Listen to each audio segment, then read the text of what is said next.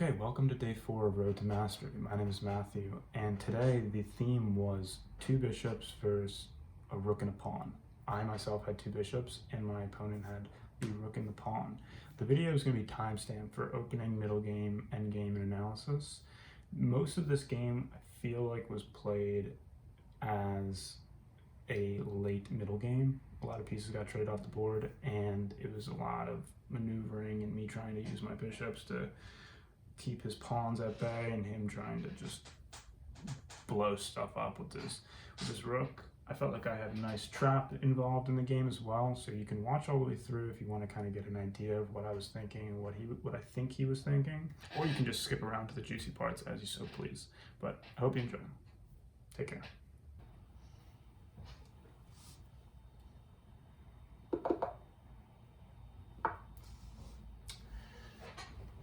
$1,600 playing the grab. I don't think so. 1,600 at a brand new account.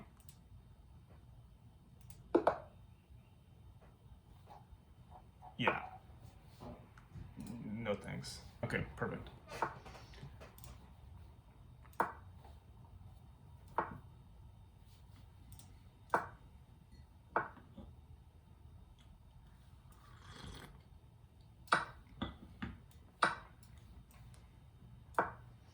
Usually when I used to play this, oh wow. So D takes, queen takes, king takes. That's not good for black. It's not good for black because you relinquish the right to castle. He can just easily develop. Castle's king, and he'll just start just feeding into you. So I play something like this. You know, eventually this pawn's going to come up.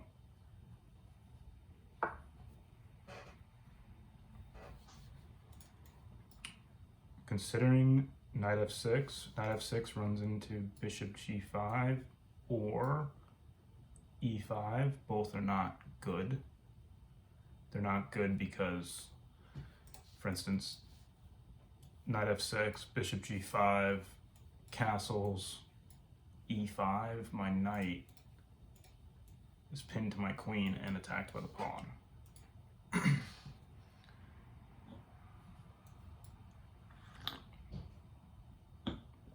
I think bishop d3 kind of expects me to play d5 because he put his bishop behind his pawn. Which, why would he do that? Well, maybe he's expecting this pawn to move. Sort of what I'm thinking. I want a castle. Probably not going to castle queenside because of the open b file. My rook will come here eventually.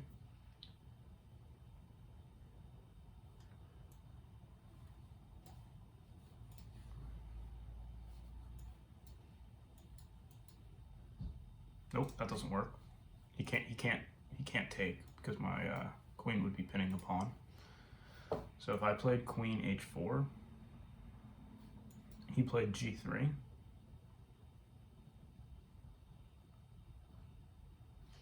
I'd probably have to come back.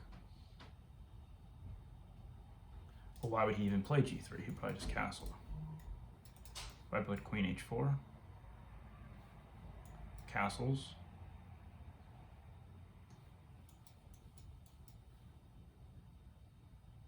Normally I just play a knight move, but I normally also lose against the Scotch.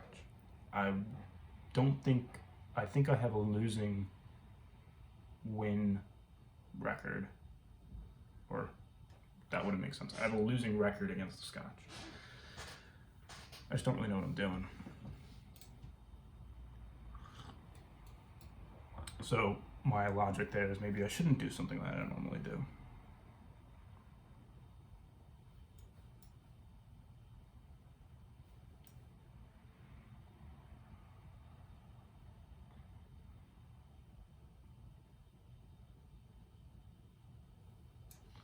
If I do play this, he castles, I play there, attacking this pawn. And, you know, I don't know if that's a good move, but I'm assuming he's...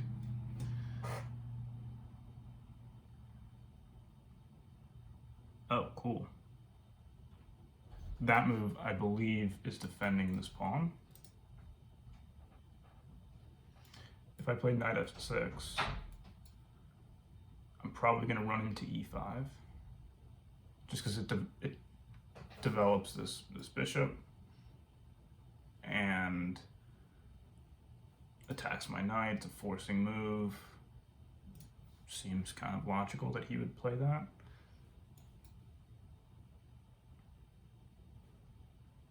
What if I played here? I might eventually run into this.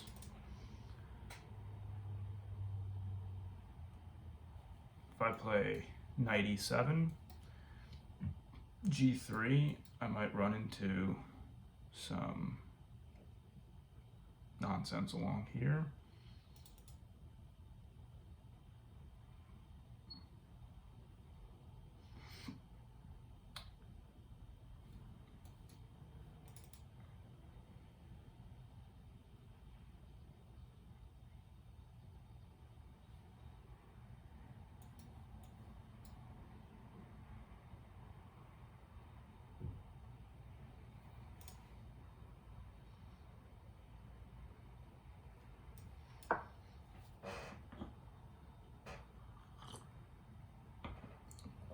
It just, I played that move just because it seems okay.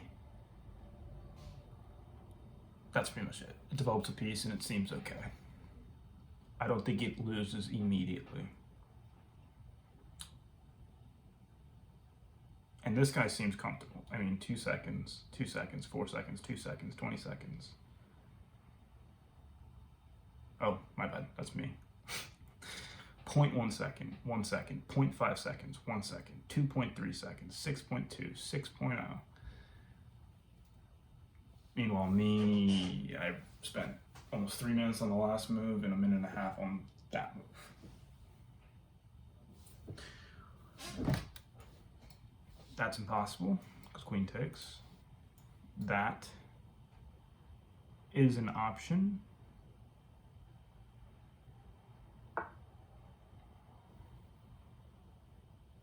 Huh. Interesting. Why would he play that? He's attacking this pawn, obviously attacking my queen. Offering a queen trade. If I trade the queens, he's going to take this and open up the rook. And then maybe open up some double attack. But then I could just play h6 and move away from that. Also, let's say if I played a move like, he's also attacking this pawn. I think I'm just going to trade that off. I don't think this scares me very much.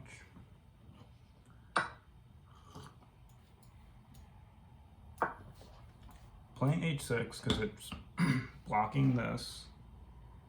No, it's not. Oh my God. It's not. It's not blocking that. Because after takes, there's that. That was somewhat pointless. It's still there. He could play this just as casual as any other move.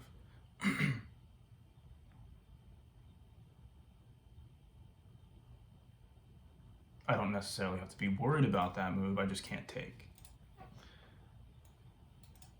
If I played d5, e takes, c takes.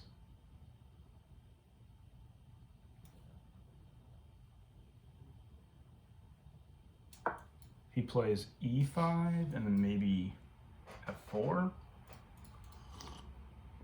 That would be a backwards pawn. Backwards pawn meaning its friends, friends being the pawns to the left and right of it, are not, or sorry, backwards pawn, the friends would be in front.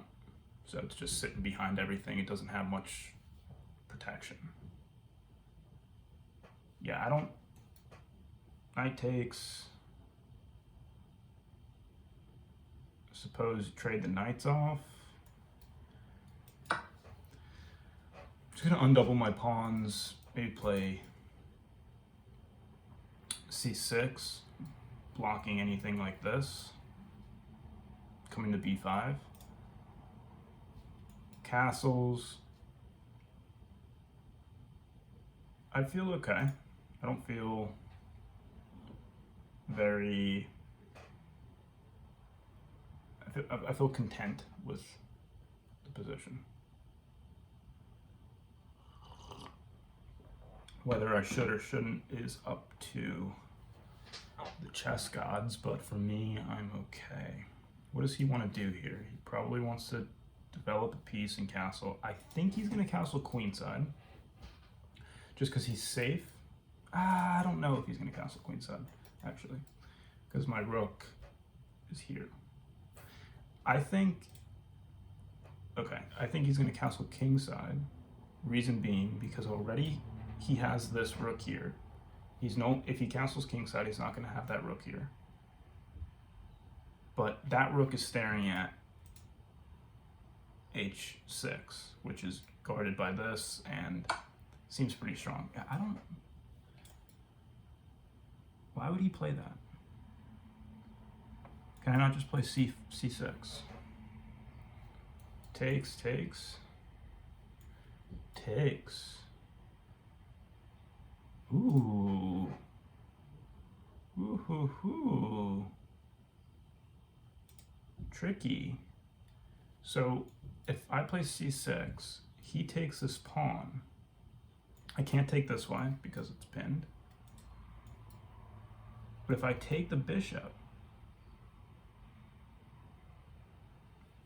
he plays knight c7, forking my king and my rook.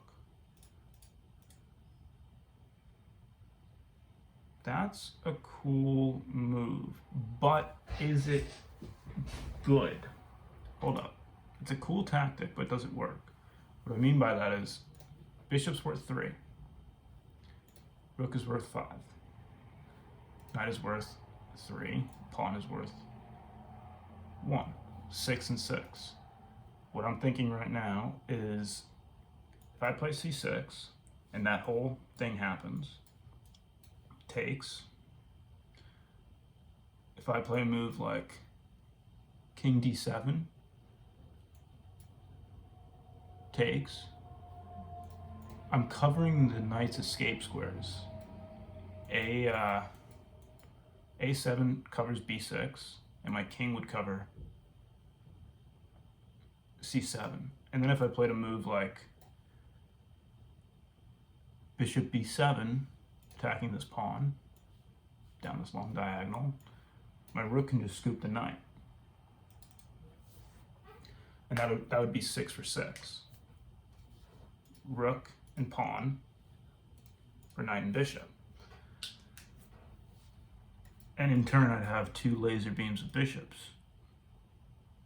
I'm going to play that. I'm expecting this.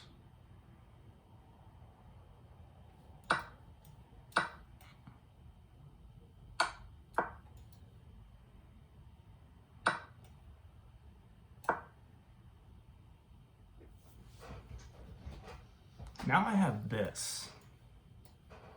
I mean, that is just like, if I was white and I had these 2 guns pointed at an open board, there is nothing in the middle. My bishops are just lining up the entire diagonal. I mean, I wouldn't love it. He might play this.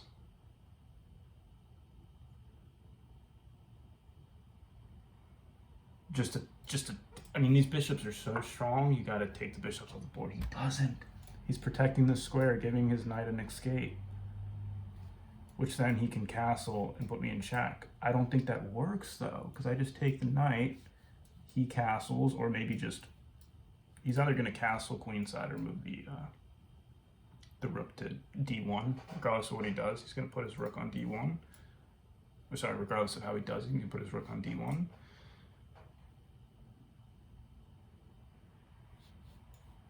Rook takes or bishop takes? I don't know. I mean,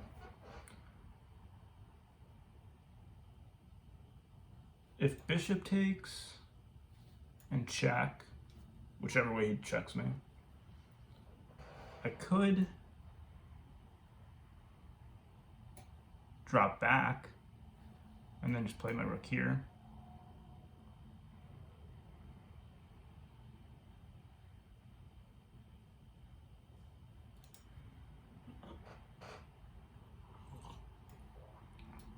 If rook takes,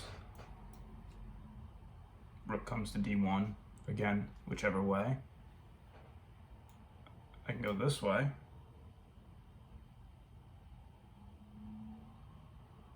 Which I guess is good. And then just hide my king. The difference between these two moves, I believe, is I want my rook to come to the center of the board. Rook's like the center of the board. I think the rook's like this this eye. It's just, I mean, why on the second and seventh rank rooks can gobble up all the pawns. You know, there's mates on the 8th rank and the 1st rank, like back rank checkmate. And the center of the board is just the center of the board. Who doesn't love the center of the board?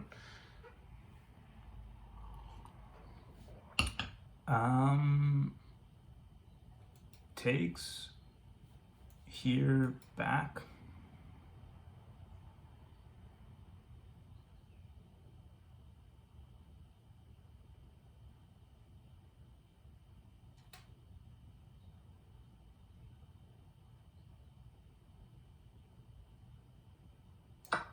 Sure.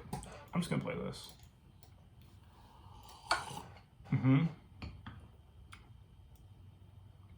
Play here.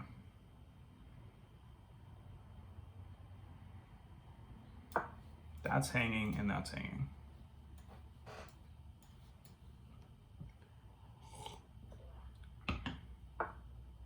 And that covers both.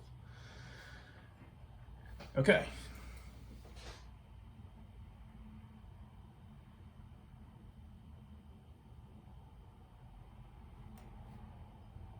Just a one-move plan attacking the bishop. He goes here.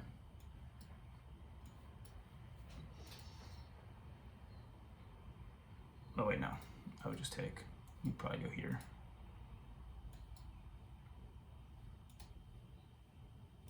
I don't know. Maybe this is tunnel vision.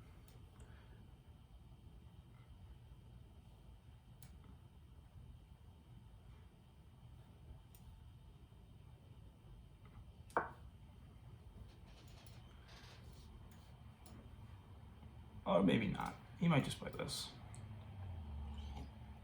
He might just play this because, I mean, yeah, I don't know. Bishops over knights. 2 bishops, better than 2 knights, typically. And the difference there is, well, bishops are long-range pieces.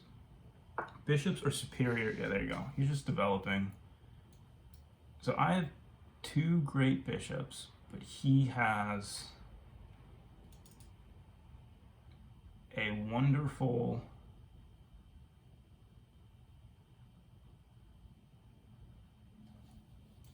centralized rooks.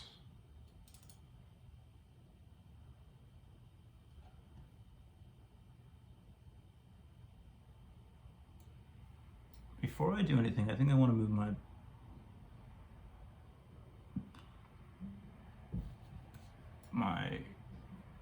what's it called? Actually, no, whatever.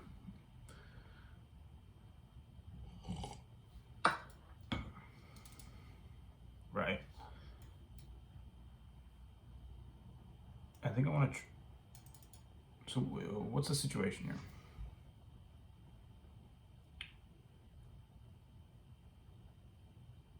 I have.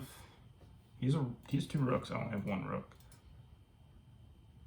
So this is 3. So he has a rook and a pawn, and I have two bishops. What's better?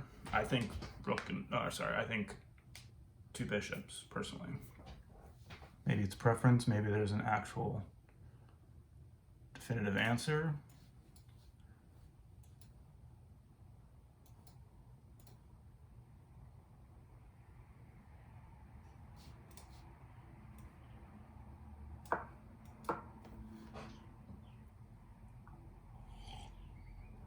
I feel like this is just going to come down to technique.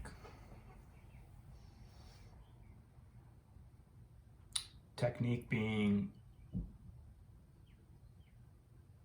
well, can I use my bishops to exploit everything he's got going on? So what do I have to worry about the rook, right? So the rook loves the eye. Sorry, the rooks love the eye. He's in the eye right now.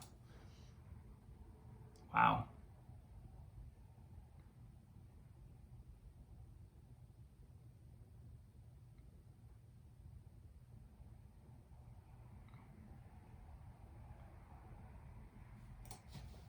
I'm going to trade that off. Reason being because it allows my king to get free. That rook on d1 was restricting my king to this small section of the board. That's obviously under fire.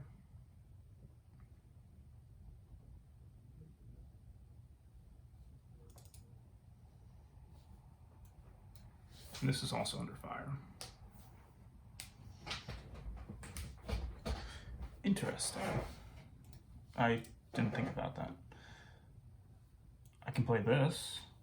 After takes, I take the pawn.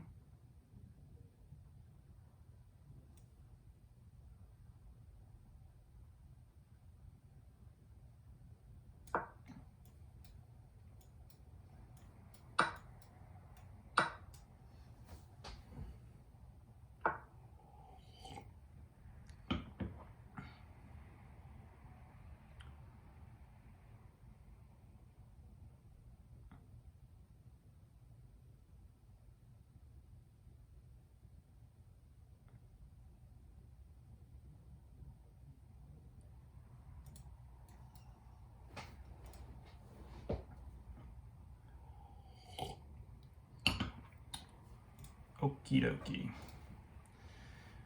Another fork.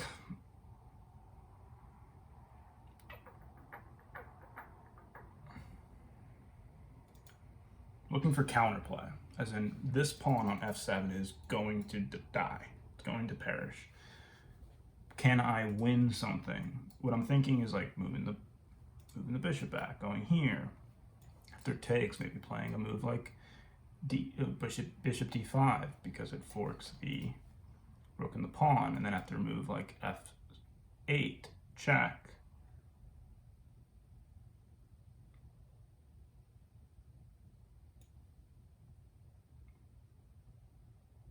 I play here, and he plays a move like this, blocking the bishop. And then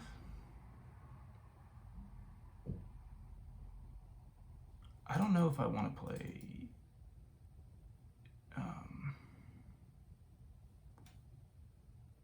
I think my mind's made up here. I kind of have to move. I mean, I'm down to 2 minutes and he has 14. 2 to 14. I'm going to play here.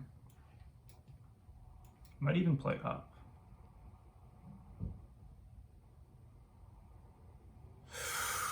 That's a dangerous pawn. I can't take that pawn. I didn't even think about that. All right, I'm getting cooked.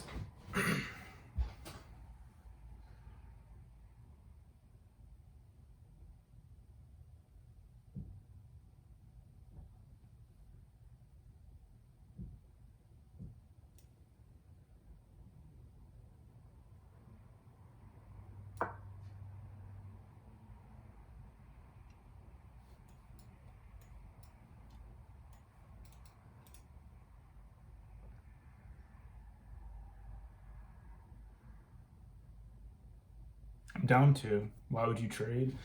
My idea with trading is that if I can get just one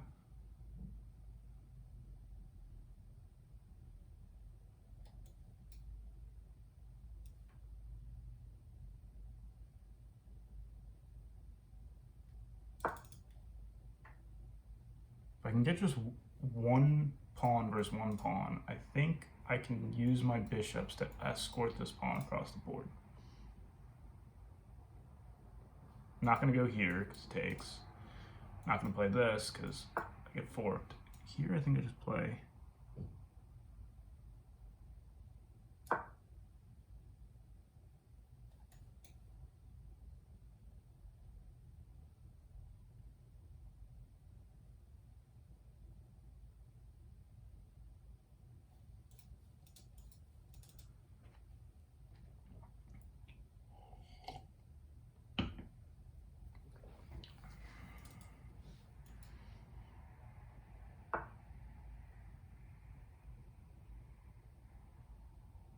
Is that good though?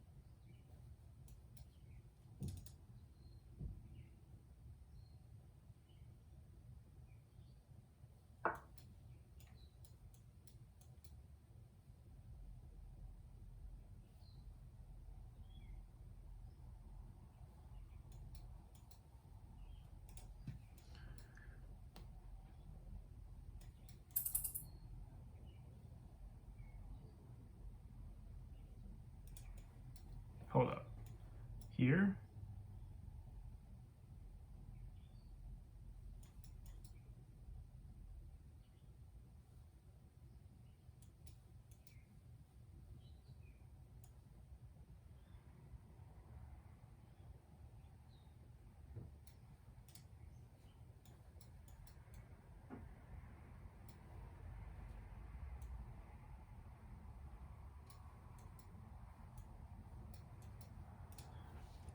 Um,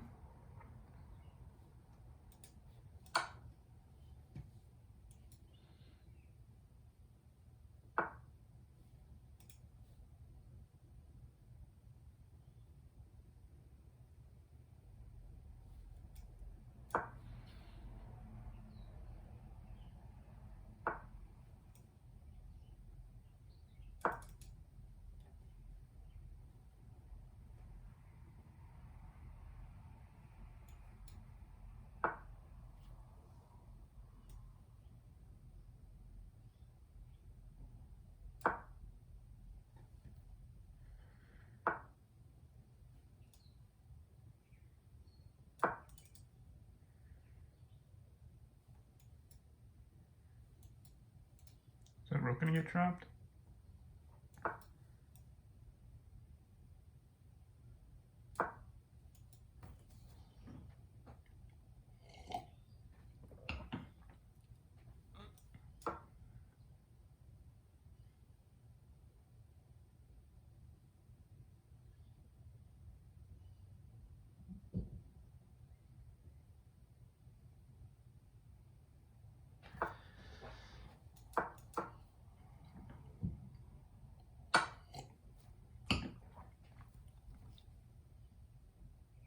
Jeez.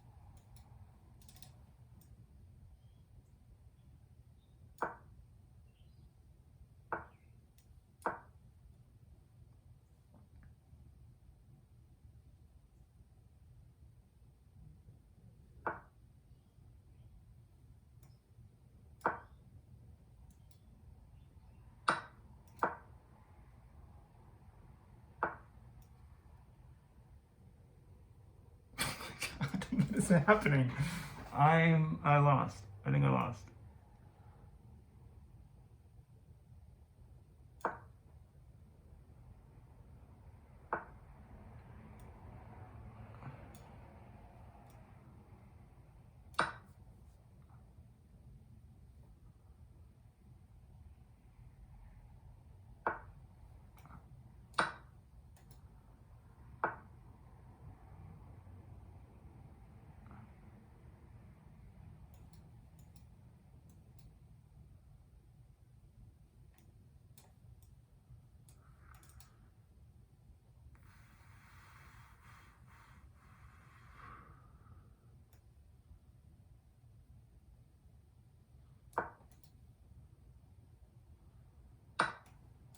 Draw.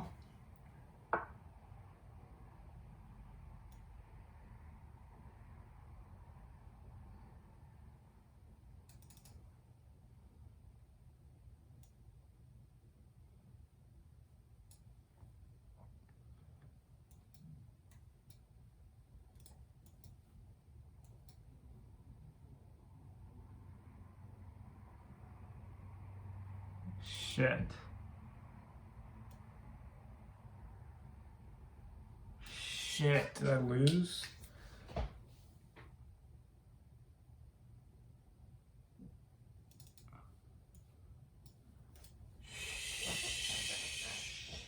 Shoot.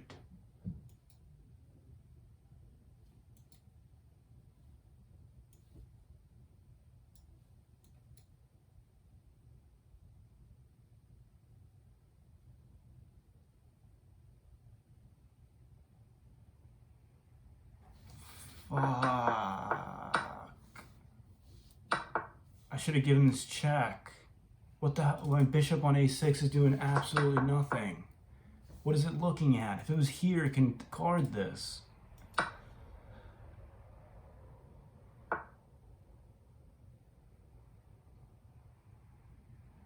Oh my god, I lost. I lost.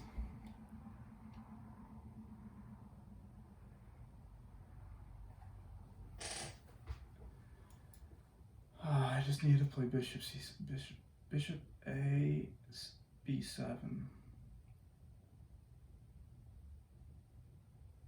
and I hold.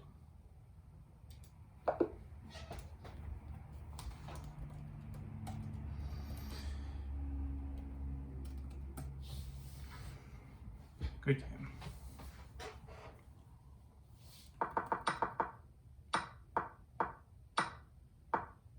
I mean, I'm apparently completely losing from here, but hold up. If I play check, and he takes that pawn,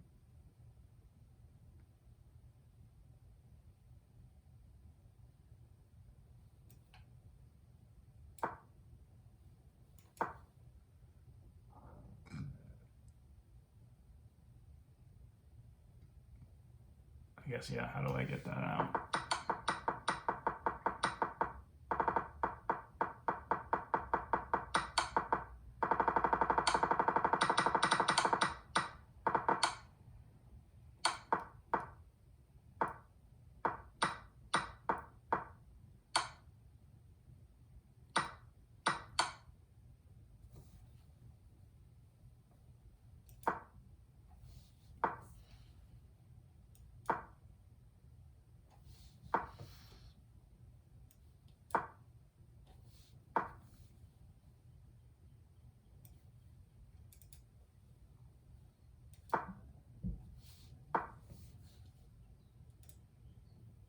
Ah, 64.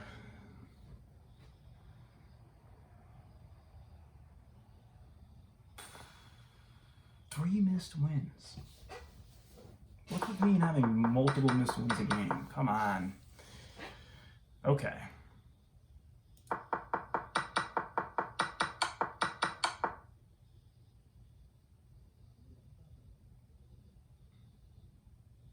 Let's go back.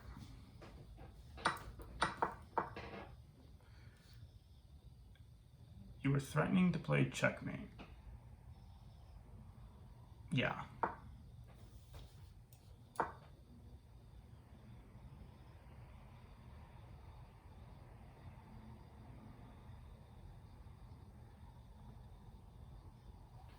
D5, just play D5.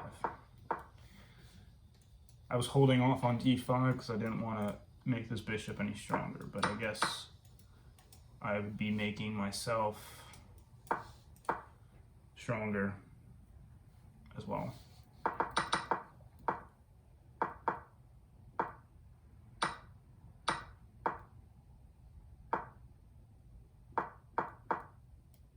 Notice how it didn't want D5 here, because after takes, that becomes a threat. But so there's a theme with taking these pawns. The B pawns are known as poison pawns. I actually cannot explain why, but typically when the queen comes out and threatens either B7 or B2, depending on what side your opponent's on, there's many scenarios where your queen can get trapped, or where this rook coming to B2 or B8, since you just removed this pawn, is actually worse for you. There's more danger from that rook being there than you taking that pawn. As far as these corner pawns, so I just mentioned that if takes, something like this can happen. But what you run into is moves like this, where you're not letting the bishop escape. So technically you can,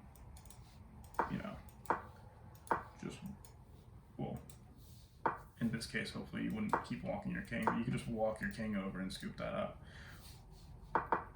Or you can play a move like this, and then just bring this guy over.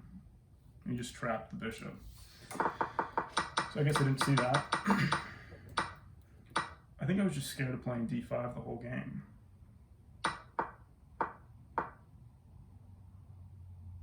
Okay.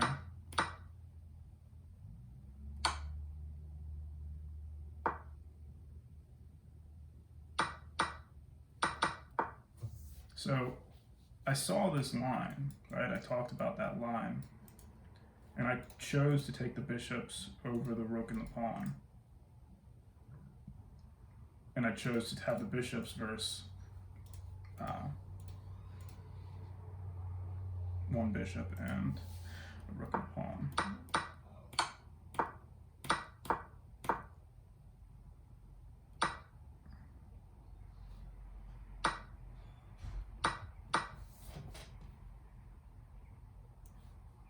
Guess that's just more natural. Rook takes A8.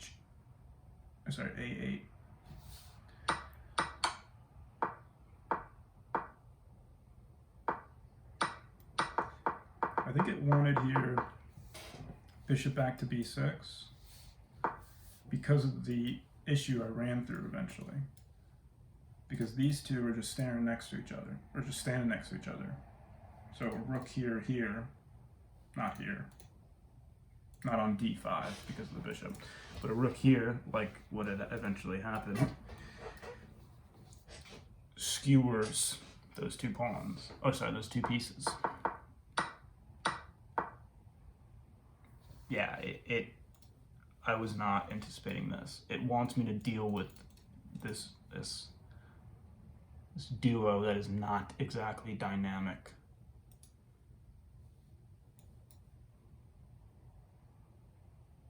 And I guess I could have done that by playing bishops, so I guess it probably would not have hated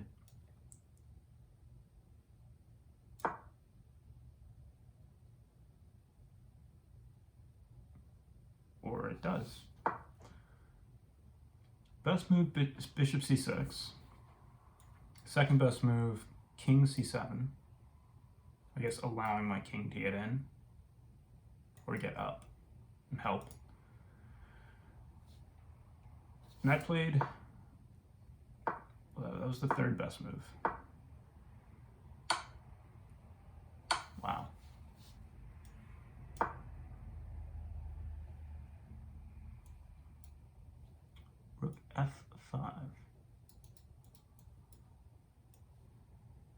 Why is this bad? Oh. I found bishop d6, a move too late. Okay, now let's figure out why it's too late.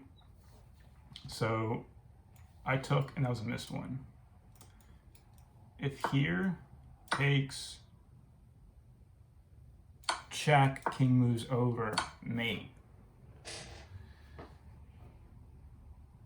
Oh. But releasing that tension allows his king to escape. What I was thinking is removing these rooks allows my king to escape, which it does, but it also allows his king to escape. And I wasn't thinking along those two dimensions.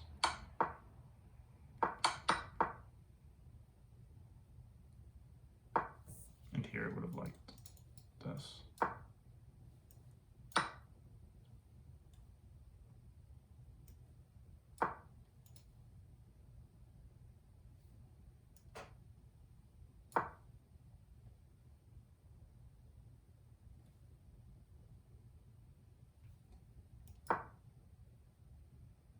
I guess it's just using the bishops to clog up squares.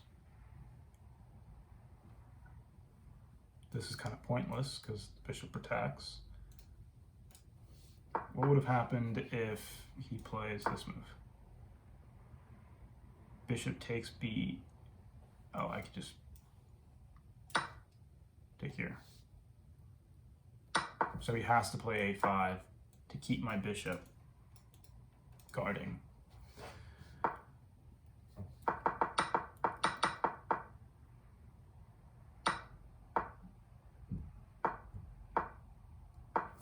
I didn't even see this.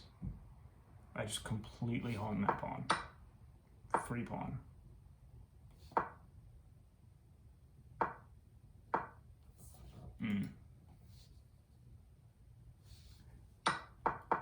Again, those are two bad moves.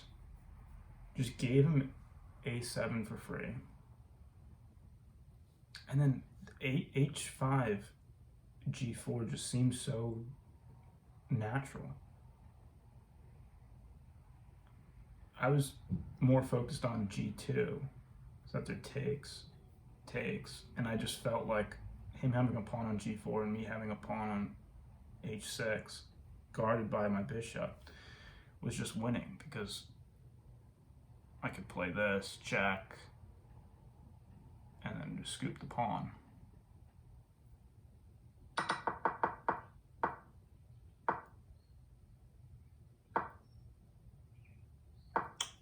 Again, I was thinking about this move. Oh, I remember I was thinking, after this, was that a move? No. Okay. Glad I didn't. I was thinking something like this, but the king gets there in time.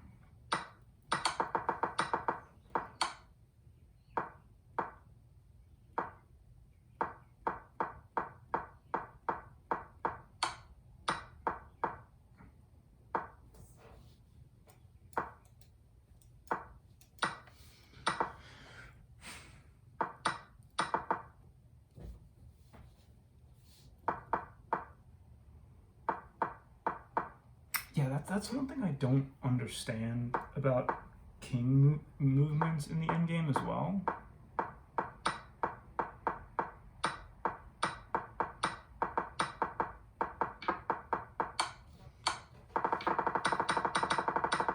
These diagonals. So, like, for some reason,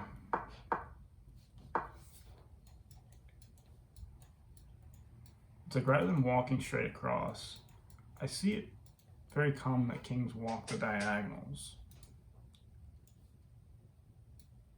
I don't know why that's better or worse. Or obviously that would be situation dependent, but I don't know.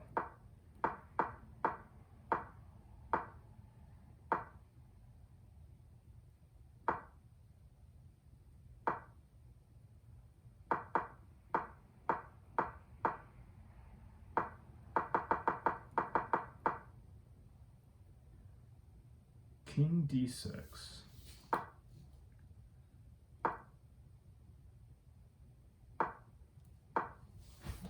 King e6. c5. h4. Bishop d5. This is not just gone. It's just over.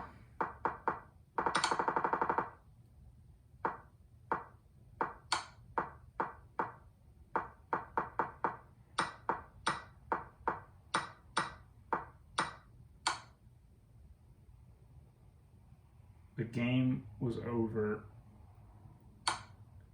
right, or I guess not over. Game was over right there. Okay, that's also an exaggeration. The tide switched right there.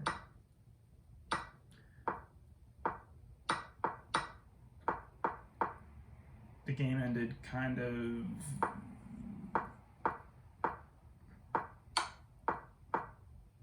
here.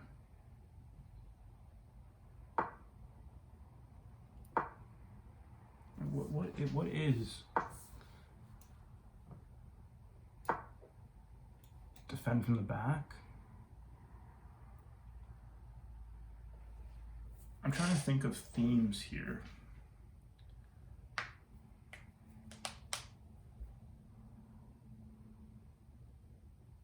I don't know.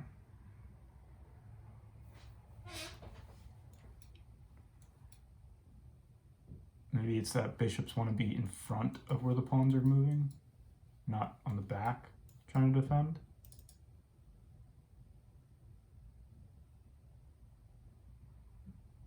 If you have passed pawns, if you have pawns like this, don't go in line with them, kind of maybe stay with them. Nope, doesn't like that move. C. D7. Don't go where they can pass you. Maybe just, I don't know, keep up with them. I don't know, but hey, we were hard fought. 73, not good enough. Take care.